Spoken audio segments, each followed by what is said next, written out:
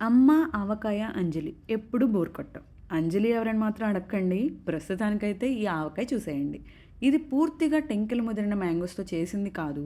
Present అయితే మనకి పుల్లటి మామిడికాయల్ని సన్న ముక్కలుగా తరిగి, దానిలో తగినంత ఉప్పు, కారం, ఆవాలు, మెంతులు ఫ్రై చేసి పొడి చేసిన పౌడర్ వీటన్నిటిని వేసి బాగా కలిపి 1 ఆర్ 2 డేస్ అలా వదిలేస్తే దాని నుంచి వాటర్ ఊరుతుంది. అప్పుడు కొంచెం పసుపు, ఇంకా వెల్లుల్లి, ఉప్పు, కారం వీటన్నిటిని పేస్ట్ చేసేసి అదంతా ఆ ముక్కల్లో యాడ్ చేసి తాలింపు కోసం ఆయిల్‌లో ఇంగువ, ఎండుమిర్చి, తాలింపు గింజలు వేసేసి ఇవి చల్లారిన తర్వాత ఆ ఆయిల్‌ని పికిల్‌కి యాడ్ చేయడమే. అంతేనండి. ఇక టేస్ట్ చూడడం మాత్రమే మిగిలింది.